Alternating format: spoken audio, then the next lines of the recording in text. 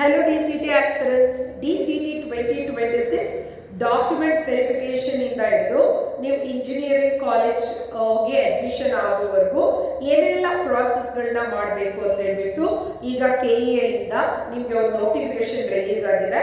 ಅದ್ರ ಬಗ್ಗೆ ಇನ್ಫಾರ್ಮೇಶನ್ ಕೊಡೋ ವಿಡಿಯೋ ಇದಾಗಿದೆ. ಸೊ ಇಲ್ಲಿ ಹೇಳ್ತಾ ಇದ್ದಾರೆ DCT 2026 ಆನ್ಲೈನ್ ಅಲ್ಲಿ ಸೀಟು ಹಂಚಿಕೆಯ ಪ್ರಕ್ರಿಯೆ ಭಾಗವಹಿಸೋದು. ಅಂದ್ರೆ ನೀವು ಫಸ್ಟ್ ಏನ್ ಮಾಡ್ತೀರಾ, ಇಂಜಿನಿಯರಿಂಗ್ ಆರ್ಕಿಟೆಕ್ಚರ್ ಕೋರ್ಸ್ಗಳಿಗೆ ನೀವೇನಾದ್ರೂ ಅಡ್ಮಿಷನ್ ಆಗಬೇಕು ಅಂದ್ರೆ ಈಗಾಗಲೇ ನೀವು DCT ಎಕ್ಸಾಮ್ ಬರ್ದಿದ್ದೀರಾ, ನಿಮ್ DCT ರಿಸಲ್ಟ್ಸ್ ಬರುತ್ತೆ. ಅದಾದ ನಂತರ ಡಾಕ್ಯುಮೆಂಟ್ ವೆರಿಫಿಕೇಶನ್ ಆಗುತ್ತೆ. ಡಾಕ್ಯುಮೆಂಟ್ ವೆರಿಫಿಕೇಶನ್ ಆದ್ಮೇಲೆ ಏನಾಗುತ್ತೆ ಅಂದ್ರೆ ನಿಮ್ಗೆ ಫಸ್ಟಿಗೆ ಇಲ್ಲಿ ಹೇಳ್ತಾರೆ ಅಭ್ಯರ್ಥಿಗಳು ಮೊದಲನೇದಾಗಿ ವೆರಿಫಿಕೇಶನ್ ಸ್ಲಿಪ್ ಅನ್ನ ಪ್ರಾಧಿಕಾರದ ವೆಬ್ಸೈಟ್ ಅಲ್ಲಿ ಡೌನ್ಲೋಡ್ ಮಾಡ್ಕೋಬೇಕು. ಸೊ ಡಾಕ್ಯುಮೆಂಟ್ ವೆರಿಫಿಕೇಶನ್ ಆದ್ಮೇಲೆ ನಿಮ್ ಡಾಕ್ಯುಮೆಂಟ್ ವೆರಿಫಿಕೇಶನ್ ಸ್ಲಿಪ್ ಅನ್ನ ನಿಮ್ದು ವೆಬ್ಸೈಟ್ ಅಲ್ಲಿ ನೀವೆಲ್ಲ ಇಷ್ಟು ದಿನ ನಿಮ್ KEA ಪೋರ್ಟಲ್ ಅಲ್ಲಿ ನಿಮ್ದೇ ಆದ ಒಂದು ಯೂಸರ್ ID, ನಿಮ್ದೇ ಆದ ಒಂದು ಏನಿದೆ ಅಲ್ಲಿ ಹೋಗ್ಬಿಟ್ಟು ನಿಮ್ ಡಾಕ್ಯುಮೆಂಟ್ ವೆರಿಫಿಕೇಶನ್ ಸ್ಲಿಪ್ ಅನ್ನ ಡೌನ್ಲೋಡ್ ಮಾಡ್ಕೊಳ್ತೀರಾ.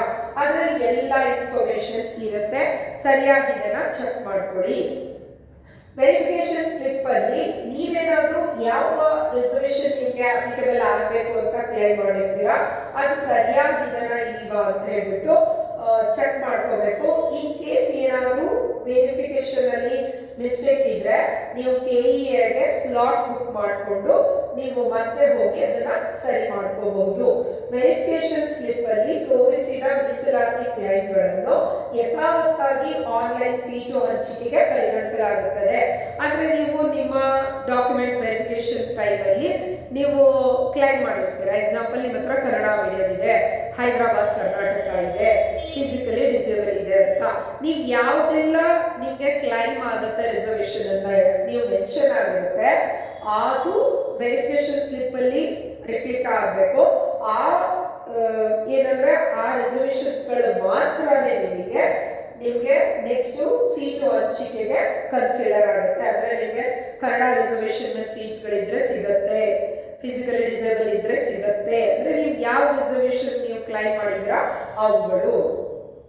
ಸೊ ನೆಕ್ಸ್ಟ್ ಏನ್ ಹೇಳ್ತಾರೆ, ಮೀಸಲಾತಿಯ ಆಧಾರದ ಮೇಲೆ ಸೀಟುಗಳನ್ನ ಅಂದ್ರೆ ಯಾವ ರಿಸರ್ವೇಶನ್ಗೆ ಎಷ್ಟು ಸೀಟ್ ಇರುತ್ತೆ ಅದ್ರ ಬೇಸ್ಡ್ ಆನ್ ದಟ್ ನಿಮ್ಗೆ ಸೀಟ್ಸ್ ಗಳು ಅವೈಲೇಬಲ್ ಆಗ್ತಾ ಹೋಗುತ್ತೆ.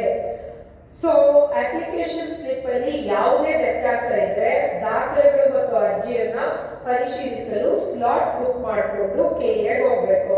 ನೀವು ಡಾಕ್ಯುಮೆಂಟ್ ವೆರಿಫಿಕೇಶನ್ ಸ್ಲಿಪ್ ಅಲ್ಲಿ ನಿಮ್ಮ ಹತ್ರ ಒಂದು ರಿಸರ್ವೇಶನ್ ಇದೆ, ಓಕೆ, ರೂರಲ್ ರಿಸರ್ವೇಶನ್ ಇದೆ, ಆದ್ರೆ ನಿಮ್ಗೆ ವೆರಿಫಿಕೇಶನ್ ಸ್ಲಿಪ್ ಅಲ್ಲಿ ಬೈ ಮಿಸ್ಟೇಕ್ ಅದು ವಿಸಿಬಲ್ ಇಲ್ಲ ಅನ್ಕೊಳ್ಳಿ.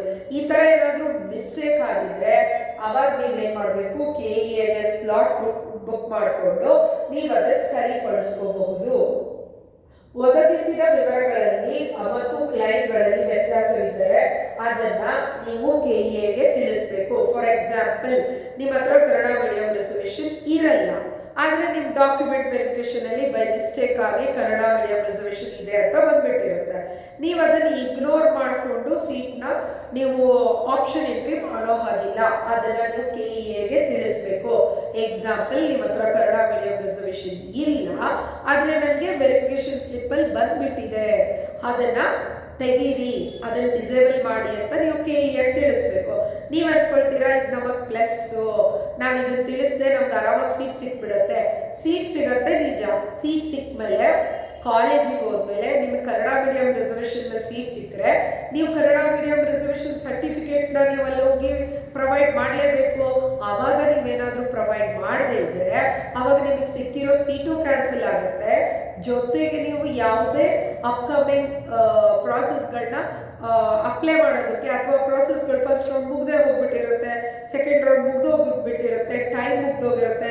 ನೀವು ಅವಾಗ ಹೋಗಿ KEAಗೆ ತಿಳಿಸಿದ್ರೆ ನೀವು ಈ ವರ್ಷದ ಆ ಟೈಮ್ಗಳನ್ನ ವೇಸ್ಟ್ ಮಾಡ್ಕೊಂಡ್ಬಿಡ್ತೀರಾ. ಹಾಗಾಗಿ ನಿಮ್ಮ ವೆರಿಫಿಕೇಶನ್ ಸ್ಲಿಪ್ ಅಲ್ಲಿ ನಿಮಗೆ ಇದೆ, ನಿಮ್ಮ ಹತ್ರ ರಿಸರ್ವೇಶನ್ಸ್ಗಳು, ನಿಮ್ಮ ಹತ್ರ ಏನ್ ಸರ್ಟಿಫಿಕೇಟ್ಸ್ ಇದೆ ಅವುಗಳಿಗೆ ಮಾತ್ರ ಇರಬೇಕು. ಏನಾದರೂ ಮಿಸ್ಟೇಕ್ ಆಗಿದ್ರೆ ನೀವು ಅದಕ್ಕೆ KEA ಗಮನಕ್ಕೆ ತರಬೇಕು, ತರದೇ ಇದ್ರೆ ನೀವೇ ಅದಕ್ಕೆ ಜವಾಬ್ದಾರಿ ರೆಸ್ಪಾನ್ಸಿಬಲ್ ಆಗಿರ್ತೀರಾ. ಇನ್ನು ಸೀಟು ಹಂಚಿಕೆ ನಂತರ ಕಾಲೇಜಿನಲ್ಲಿ ಪ್ರವೇಶ ಪಡೆಯುವ ಸಂದರ್ಭದಲ್ಲಿ ಅಭ್ಯರ್ಥಿಗಳು ವೆರಿಫಿಕೇಶನ್ ಸ್ಲಿಪ್ ನಲ್ಲಿ ಇರುವಂತಹ ಮೂಲ ಪ್ರಮಾಣ ಪತ್ರಗಳನ್ನು ಅಂಕಪಟ್ಟಿಗಳನ್ನ ಆಯಾ ಕಾಲೇಜಿಗೆ ಸಲ್ಲಿಸತಕ್ಕದ್ದು. ಅಂದ್ರೆ ಆಫ್ಟರ್ ವೆರಿಫಿಕೇಶನ್ ನೀವು ಕಾಲೇಜ್ ಆಪ್ಷನ್ ಎಂಟ್ರಿ ಮಾಡ್ತೀರಾ, ನಿಮಗೆ ಕಾಲೇಜ್ ಸಿಗುತ್ತೆ, ನೀವು ಕಾಲೇಜಿಗೆ ಹೋಗ್ತೀರಾ.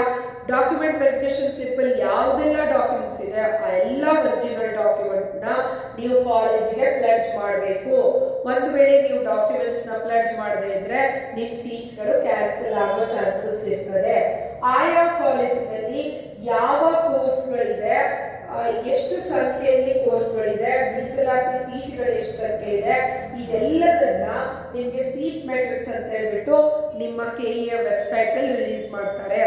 ಸೊ ಒಂದು ಕಾಲೇಜಲ್ಲಿ ಎಷ್ಟು ಬ್ರಾಂಚ್ ಇದೆ, ಆ ಪರ್ಟಿಕ್ಯುಲರ್ ಬ್ರಾಂಚ್ ಅಲ್ಲಿ ಯಾವ್ಯಾವ ರಿಸರ್ವೇಶನ್ ಎಷ್ಟು ಸೀಟ್ ಇದೆ, ಜನರಲ್ಗೆ ಎಷ್ಟು ಸೀಟ್ ಇದೆ, ಇದೆಲ್ಲದ್ರದ್ದು ಒಟ್ಟು ಸೀಟುಗಳೆಷ್ಟು, ಯಾವ್ದ್ಯಾವ್ದು ಎಷ್ಟೆಷ್ಟು ಡಿವೈಡ್ ಆಗಿದೆ, ಇದೆಲ್ಲವನ್ನ ನಿಮಗೆ ಒಂದು ಡಾಕ್ಯುಮೆಂಟ್ ಕೊಡ್ತಾರೆ. ಆ ಡಾಕ್ಯುಮೆಂಟ್ ಬೇಸ್ ಮೇಲೆ ಮತ್ತೆ ಕಾಲೇಜ್ ಕಟ್ ಆಫ್ ಹೋದ ವರ್ಷದ ಡಾಕ್ಯುಮೆಂಟ್ ನ ನೀವು ಚೆಕ್ ಮಾಡಬೇಕು. ಈಗ ಕೆಇಎ ಪ್ರಾಧಿಕಾರಕ್ಕೆ ಹಿಂದಿನ ವರ್ಷದ್ದು ಅಂತೇಳಿ ಇರುತ್ತೆ, ಅಲ್ಲಿ ಹೋಗಿ ಚೆಕ್ ಮಾಡಿದ್ರೆ ನಿಮಗೆ ಇಂಜಿನಿಯರಿಂಗ್ ಕಾಲೇಜ್ ಕಟ್ ಆಫ್ ಸಿಗುತ್ತೆ. ಹೋದ ವರ್ಷ ಯಾವುದೋ ಒಂದು ಎ ಅನ್ನೋ ಕಾಲೇಜಿಗೆ ಬಿ ಅನ್ನೋ ಬ್ರಾಂಚ್ ಅಲ್ಲಿ, ಎಕ್ಸಾಂಪಲ್ ಎ ಅನ್ನೋ ಕಾಲೇಜಲ್ಲಿ ENC ಬ್ರಾಂಚ್ ಅಲ್ಲಿ 1000 ರ್ಯಾಂಕಿಂಗ್ ನೀವು ಕಟ್ ಆಫ್ ಸೀಟ್ ಲಾಸ್ಟ್ ಆಗಿದೆ ಅಂದ್ರೆ ಅದರ ಅರ್ಥ ಈ ವರ್ಷ 1000 ಆಸ್ಪಾಸು ನೀವು ಸೀಟ್ಸ್ಗಳು ಸಿಗತ್ತೆ ಅಂತ ಅರ್ಥ. ನಿಮಗೆ ಫಾರ್ ಎಕ್ಸಾಂಪಲ್ ನಿಮ್ಮ ಹತ್ರ ಏನಾದರೂ 500 ರ್ಯಾಂಕ್ 200 ರ್ಯಾಂಕ್ ಬಂದಿದ್ರೆ ಅದು 1000 ಕಟ್ ಆಫ್ ನಿಂತಿದ್ರೆ ಅದರ ಅರ್ಥ ನಿಮಗೆ ಚಾನ್ಸಸ್ ಇದೆ ಆ ಕಾಲೇಜಲ್ಲಿ ನಿಮಗೆ ಸೀಟ್ ಸಿಗೋ, ಅದೇ ಬ್ರಾಂಚ್ಗೆ ಸೀಟ್ ಸಿಗೋ ಚಾನ್ಸಸ್ ಇದೆ ಅಂತ. ಸೊ ಇಂಜಿನಿಯರಿಂಗ್ ಕಟ್ ಆಫ್ ನೋಡಬೇಕು, ಸೀಟ್ ಮೆಟ್ರಿಕ್ಸ್ ನ ನೋಡಬೇಕು. ಸೀಟ್ ಮೆಟ್ರಿಕ್ಸ್ ನ ಇದೇ ವೆಬ್ಸೈಟ್ ಅಲ್ಲಿ, ಕೆಇಎ ವೆಬ್ಸೈಟ್ ಅಲ್ಲಿ ನಿಮಗೆ ವೆರಿ ಸೂನ್ ರಿಲೀಸ್ ಮಾಡ್ತಾರೆ. ಇನ್ನು ಇದೇ ಮಾದರಿಯಲ್ಲಿ ಸರ್ಕಾರವು ಎಲ್ಲಾ ಕೋರ್ಸ್ಗಳಿಗೆ ಶುಲ್ಕವನ್ನು ನಿಗದಿಪಡಿಸಿ ಆದೇಶವನ್ನು ಹೊರಡಿಸುತ್ತದೆ. ಯಾವ್ಯಾವ ಕಾಲೇಜಲ್ಲಿ ಎಷ್ಟೆಷ್ಟು ಫೀಸ್ ಇದೆ, ಯಾವ್ಯಾವ ಕೋರ್ಸ್ಗಳಿಗೆ ಎಷ್ಟಿದೆ, ಏಡೆಡ್ ಫೀಸ್ ಎಷ್ಟು, ಅನ್ಏಡೆಡ್ ಫೀಸ್ ಎಷ್ಟಿದೆ, pure government college fees structure ಏನಿದೆ, ಈ ತರದ್ದು ನಿಮಗೆ ಕೋರ್ಸ್ಗಳ ಬಗ್ಗೆ ಫೀಸ್ ಸ್ಟ್ರಕ್ಚರ್ ಬಗ್ಗೆ ಕೂಡ ವೆಬ್ಸೈಟ್ ಅಲ್ಲಿ ಇನ್ಫಾರ್ಮೇಶನ್ ಬರುತ್ತೆ. ನೀವು ಆಪ್ಷನ್ ಎಂಟ್ರಿ ಮಾಡೋಕ್ಕಿಂತ ಮುಂಚೆ ಆ ಕಾಲೇಜಿನ ಫೀಸ್ ಸ್ಟ್ರಕ್ಚರ್ ಬಗ್ಗೆ ತಿಳ್ಕೊಂಡೆ ನೀವು ಆಪ್ಷನ್ ಎಂಟ್ರಿ ಮಾಡಬೇಕು. ಆಪ್ಷನ್ ಎಂಟ್ರಿ ಮಾಡಿ ನಿಮಗೆ ಕಾಲೇಜ್ಗಳು ಅಲಾಟ್ ಆದ್ಮೇಲೆ ನೀವು ಕಾಲೇಜಿಗೆ ಹೋದಾಗ ನಾವಿಷ್ಟು ಫೀಸ್ ಕಟ್ಟಕ್ಕೆ ಆಗೋದಿಲ್ಲ ಅಂತೇಳಿ ಕ್ಯಾನ್ಸಲ್ ಮಾಡ್ಕೊಂಡ್ರೆ ನಿಮ್ಗೆ ಈ ವರ್ಷದಲ್ಲಿ CT ಪ್ರಾಸೆಸ್ ಇಂದ ಸೀಟೇ ಹೊರಗೆ ಬರಬೇಕಾಗತ್ತೆ. ಹಾಗಾಗಿ ಅದ್ರ ಬಗ್ಗೆ ಫೀಸ್ ಬಗ್ಗೆ ತಿಳ್ಕೊಂಡು ಆಪ್ಷನ್ಸ್ ಎಂಟ್ರಿ ಮಾಡಿ. ಸೊ ಸಿಂಪಲ್ ಆಗಿ ಪ್ರಾಸೆಸ್ ಏನಿರ್ತಾರೆ, ಫಸ್ಟ್ ನೀವು ಡಾಕ್ಯುಮೆಂಟ್ ವೆರಿಫಿಕೇಶನ್ ಸ್ಲಿಪ್ ಅನ್ನ ವೆಬ್ಸೈಟ್ ಅಲ್ಲಿ ಡೌನ್ಲೋಡ್ ಮಾಡಬೇಕು. ಡಾಕ್ಯುಮೆಂಟ್ ವೆರಿಫಿಕೇಶನ್ ಸ್ಲಿಪ್ ನ ಸರಿಯಾಗಿ ಚೆಕ್ ಮಾಡಬೇಕು. ಆ ಎಲ್ಲ ಡಾಕ್ಯುಮೆಂಟ್ಸ್ ಗಳು ಇದಾವ, ಏನಾದರೂ ಮಿಸ್ಟೇಕ್ ಆಗಿದ್ರೆ ಕೆಇಎ ಅಲ್ಲಿ ಸರಿ ಮಾಡ್ಕೋಬೇಕು. ಅದಾದ ನಂತರ ಆಪ್ಷನ್ ಎಂಟ್ರಿಗೆ ಒಂದು ಡೇಟ್ ಅನೌನ್ಸ್ ಮಾಡ್ತಾರೆ. ಆ ಡೇಟ್ ಇಂದ ನಿಮಗೆ 4 to 5 days ಟೈಮ್ ಇರುತ್ತೆ. ಆ 4 ರಿಂದ 5 ದಿನದಲ್ಲಿ ನಿಮಗೆ ಫಸ್ಟ್ ನಿಮ್ಗೆ ಯಾವ್ದು ಬೇಕೋ ಅದನ್ನ ಮೊದಲು ಹಾಕೋಬಹುದು. ಹಾಕಿದ್ರಲ್ಲೇ ಸೀಟ್ ಸಿಗತ್ತೆ ಅಂತ ಹೇಳಕ್ ಬರಲ್ಲ, ಆಪ್ಷನ್ ಎಂಟ್ರಿ ಮಾಡ್ತಾ ಹೋಗ್ಬಹುದು. ಆಪ್ಷನ್ ಎಂಟ್ರಿಲಿ ಒಂದೇ ಕಾಲೇಜಲ್ಲಿ ನೀವು ಎಷ್ಟು ಬ್ರಾಂಚ್ಗಳನ್ನ ಬೇಕಾದರೂ ಹಾಕ್ಬೋದು. ಫಾರ್ ಎಕ್ಸಾಂಪಲ್ ನೀವು ಎ ಅನ್ನೋ ಕಾಲೇಜಲ್ಲಿ ನೀವು ಇವಾಗ ರೈಟ್ ನೋ CS ಬ್ರಾಂಚ್ ಇದ್ರೆ ನೀವು ಬರೀ CS ಅಂತಾನೆ ಹಾಕ್ಬೋದು ಅಂತಿಲ್ಲ. ನೀವು ಎ ಕಾಲೇಜಿನ CS ಬ್ರಾಂಚ್ ಹಾಕ್ಬೋದು, ಎ ಕಾಲೇಜಿನ EC, ಎ ಕಾಲೇಜಲ್ಲಿ IS, ಎ ಕಾಲೇಜಲ್ಲಿ ಟೆಲಿಕಮ್ಯುನಿಕೇಶನ್, ನಿಮ್ಗೆ ಯಾವ ಬ್ರಾಂಚ್ ಬೇಕು ಎಷ್ಟೆಲ್ಲ ಬೇಕೋ ಹಾಕ್ತಾ ಹೋಗ್ಬೋದು. ಸೊ ನೀವು ಆಪ್ಷನ್ ಎಂಟ್ರಿ ಮಾಡ್ಕೋಬೇಕು. ಸೊ ನೀವು ಎಷ್ಟು ಬೇಕಾದರೂ ಹಾಕ್ಬೋದು. ಅತಿ ಹೆಚ್ಚು ಆಪ್ಷನ್ ಎಂಟ್ರಿಗಳನ್ನ ಮಾಡಿ. ನೀವು ಕಾಲೇಜ್ಗಳಿಗೆ ಹೋಗೋದೇ ಇಲ್ಲ ಅನ್ನೋದಾದ್ರೆ ಆ ಆಪ್ಷನ್ ಎಂಟ್ರಿನ, ಆ ಕಾಲೇಜ್ಗಳನ್ನ ನೀವು ಆಪ್ಷನ್ ಎಂಟ್ರಿ ಹಾಕಕ್ಕೆ ಹೋಗ್ಬೇಡಿ. ಹಾಕ್ಬಿಟ್ಟು ಅದೇ ಕಾಲೇಜ್ ನಿಮ್ಗೆ ಏನಾದರೂ ಅಲಾಟ್ ಆದ್ರೆ, ಒಂದ್ ವೇಳೆ ನೀವು ಆ ಕಾಲೇಜ್ ಹೋಗಲ್ಲ ಅಂತ ಹೇಳಿದ್ರೆ ಸುಮ್ಮನೆ ನಿಮ್ ಫಸ್ಟ್ ರೌಂಡ್ ಆಪ್ಷನ್ ಅನ್ನ ಕಳ್ಕೊಂಡ್ಬಿಡ್ತೀರಾ. ಸೊ ಆಪ್ಷನ್ ಎಂಟ್ರಿನ ಸರಿಯಾದ ರೀತಿ ಮಾಡಬೇಕು. ಆ ಕಾಲೇಜಲ್ಲಿ ಸೀಟ್ ನಿಮಗೆ ಸಿಗುತ್ತಾ ಇಲ್ವಾ, ನಿಮ್ಮ ರ್ಯಾಂಕ್ ಎಷ್ಟು, ಆ ಕಾಲೇಜಿನ ಆ ಬ್ರಾಂಚ್ ಅಲ್ಲಿ ಲಾಸ್ಟ್ ಇಯರ್ ಎಲ್ಲಿಗೆ ಲಾಸ್ಟ್ ರ್ಯಾಂಕಿಗೆ ಸಿಕ್ಕಿದೆ. ಇದನ್ನೆಲ್ಲ ಅನಾಲಿಸಿಸ್ ಮಾಡಿ ಒಂದು ಶಾರ್ಟ್ ಲಿಸ್ಟ್ ಮಾಡಿ ಅತಿ ಹೆಚ್ಚು ಕಾಲೇಜ್ ಶಾರ್ಟ್ ಲಿಸ್ಟ್ ಮಾಡಿ ಹಾಕಬೇಕು. ಆಪ್ಷನ್ ಎಂಟ್ರಿಗೆ 4 to 5 ಡೇಸ್ ಆಗುತ್ತೆ. 4 to 5 ಡೇಸ್ ಆದಮೇಲೆ ನಿಮಗೆ ಒಂದು ರಿಸಲ್ಟ್ಸ್ ಅನೌನ್ಸ್ ಆಗುತ್ತೆ. ಅದು ಜಸ್ಟ್ ಫಾರ್ ಬರಬಹುದು ಅಂತ, ಅದು ಫೈನಲ್ ಅಲ್ಲ. ಅದನ್ನ ನಾವು ಮಾಕ್ ಅಲಾಟ್ಮೆಂಟ್ ಅಂತ ಕರಿತೀವಿ. ಮಾಕ್ ಅಲಾಟ್ಮೆಂಟ್ ರಿಸಲ್ಟ್ಸ್ ಅನೌನ್ಸ್ಮೆಂಟ್ ಬರುತ್ತೆ. ಮಾಕ್ ಅಲಾಟ್ಮೆಂಟ್ ರಿಸಲ್ಟ್ಸ್ ಗಳು ಬಂದ ನಂತರ ನಿಮಗೆ ಮತ್ತೆ ನೀವು ಚೇಂಜ್ ಮಾಡ್ಬೋದು. ನೀವು ಬೇರೆ ಕಾಲೇಜನ್ನ ಆಡ್ ಮಾಡ್ಬೋದು, ಅಥವಾ ಇರೋ ಕಾಲೇಜನ್ನ ಡಿಲೀಟ್ ಮಾಡ್ಬೋದು, ಅಥವಾ ನೀವು ಕಾಲೇಜನ್ನ ಸ್ವ್ಯಾಪ್ ಮಾಡ್ಬೋದು, ಏನ್ ಬೇಕಾದ್ರೂ ಮಾಡ್ಬೋದು. ಅದನ್ನ ಮಾಡಿ ಮತ್ತೆ 3 ಡೇಸ್ ಟೈಮ್ ಕೊಡುತ್ತೆ. ಇದೆಲ್ಲ ಮಾಡಿ ಫೈನಲ್ ಸಬ್ಮಿಷನ್ ಕೊಟ್ಟ ಮೇಲೆ ನೀವು ನೆಕ್ಸ್ಟ್ ಇನ್ ಯಾವ ರೌಂಡಲ್ಲೂ ಕಾಲೇಜ್ಗಳನ್ನ ಅದರ ಬದಲು ಡಿಲೀಟು ಆ್ಯಡು ಏನೂ ಮಾಡೋದಕ್ಕೆ ಸಾಧ್ಯ ಇರೋದಿಲ್ಲ. ಸೊ ಹಾಗಾಗಿ ಈಗ ಅಪ್ಕಮಿಂಗ್ ವಿಡಿಯೋಸ್ಗಳಿದೆ. ಚಾಯ್ಸ್ 1 ಅಂದ್ರೇನು, ಚಾಯ್ಸ್ 2 ಅಂದ್ರೇನು, ಇಂಪ್ಯಾಕ್ಟ್ ಆಫ್ ಚಾಯ್ಸ್ 1 ಚಾಯ್ಸ್ 2 ಅಂದ್ರೇನು, Mach allotment, engineering college cut off, autonomous, VTU, aided, unaided college, ಈ ರೀತಿ ಸಾಕಷ್ಟು ಇನ್ಫಾರ್ಮೇಶನ್, ಈವನ್ ಕಳೆದ ವರ್ಷ ಫೀ ಸ್ಟ್ರಕ್ಚರ್ಗಳು ಏನಿತ್ತು ಅದೆಲ್ಲ ವಿಡಿಯೋಗಳನ್ನ ಇವಾಗ ನಿಮಗೆ ಅಪ್ಕಮಿಂಗ್ ವಿಡಿಯೋಸ್ಗಳು ನಮ್ಮ TJ ಅಕಾಡೆಮಿ ಚಾನೆಲ್ಗಳಲ್ಲಿ ಡೌನ್ಲೋಡ್ ಮಾಡ್ಕೋಬಹುದು, ನೀವು ನೋಡಬಹುದು.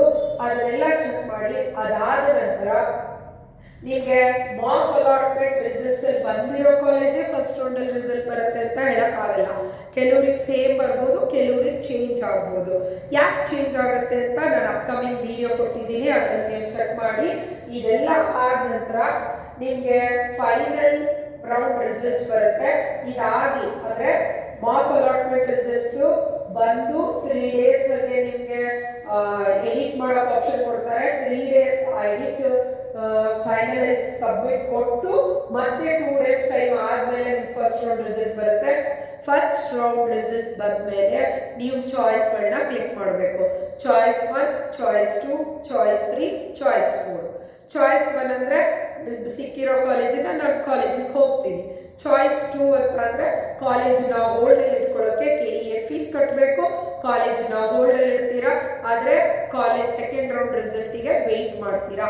ಚಾಯ್ಸ್ 3 ಅಂತಂದ್ರೆ ಫಸ್ಟ್ ರೌಂಡ್ ಟೋಟಲಿ ಬಿಟ್ಬಿಟ್ಟು ಮತ್ತೆ ನೀವು ಹೊಸದಾಗಿ ಆಪ್ಷನ್ ಎಂಟ್ರಿ ಮಾಡಿ 2ನೇ ರೌಂಡಿಗೆ ಎಂಟ್ರಿ ಆಗ್ತೀರಾ. That is choice 3. ಚಾಯ್ಸ್ 4 ಅಂದ್ರೆ ಟೋಟಲಿ CET ಇಂದ ಬೇಡ, ಈ ವರ್ಷ CET ಥ್ರೂ ನಾನು ಇಂಜಿನಿಯರಿಂಗ್ ಹೋಗೋದಿಲ್ಲ, ಅಥವಾ ನೀವು ಡೈರೆಕ್ಟ್ ಆಗಿ ಹೋಗ್ತಿರೋ ಅಥವಾ ಇಂಜಿನಿಯರಿಂಗ್ ಡಿಸ್ಕಂಟಿನ್ಯೂ ಮಾಡ್ತಿರೋ ಅನ್ನೋದಿದ್ರೆ ಅವಾಗ ಚಾಯ್ಸ್ 4 ಅನ್ನ ಕ್ಲಿಕ್ ಮಾಡಬೇಕು. ಸೊ ಇದು ಪ್ರಾಸೆಸ್ ಆಗಿರುತ್ತೆ. ಈ ಎಲ್ಲ ಪ್ರಾಸೆಸ್ಗಳನ್ನ ಸರಿಯಾಗಿ ಅರ್ಥ ಮಾಡಿಕೊಂಡು ಅಕಾರ್ಡಿಂಗ್ ಟು ದಟ್ ನೀವು ಫಾಲೋ ಮಾಡಿ. ನಿಮಗೆ ಇಷ್ಟ ಇರುವಂಥ ಕಾಲೇಜ್ಗಳೇ ದೇವರು ನಿಮಗೆ ಬ್ಲೆಸ್ ಮಾಡಲಿ ಅಂತ ಹೇಳ್ಬಿಟ್ಟು ಹೇಳ್ತೀನಿ. ಇನ್ನು ನಮ್ಮ TGI ಅಕಾಡೆಮಿಯಲ್ಲಿ ನಾವೀಗಾಗಲೇ DCET 2027 ಅಡ್ಮಿಷನ್ಸ್ಗಳು ಓಪನ್ ಆಗಿದೆ.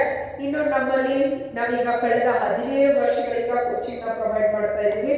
ಆನ್ಲೈನ್, ಆಫ್ಲೈನ್, ರೆಕಾರ್ಡೆಡ್ಗಳ ಜೊತೆಗೆ ಸೀರೀಸ್ ಆಫ್ ಟೆಸ್ಟ್, OMR ಎಕ್ಸಾಮ್ನ ನಾವು ಪ್ರೊವೈಡ್ ಮಾಡ್ತಿದ್ದೀವಿ. ನಮ್ಮದೇ ಆದ ಮಟೀರಿಯಲ್ ಇದೆ, ನಮ್ಮದೇ ಆದ ಅಕಾಡೆಮಿ ಆ್ಯಪ್ ಇದೆ.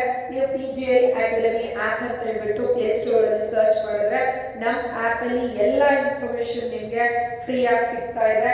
ನೀವು ಅದನ್ನ ಚೆಕ್ ಮಾಡ್ಕೋಬಹುದು. ಇನ್ನು ನಮ್ಮದೇ ಆದ ಬುಕ್ಕು ಕೂಡ ಅವೈಲಬಲ್ ಇದೆ. ಜೊತೆಗೆ ಸ್ಟೇಟಿಗೆ ಫಸ್ಟ್ ರ್ಯಾಂಕ್ನ ನಾವು ಪ್ರೊವೈಡ್ ಮಾಡಿದ್ದೀವಿ.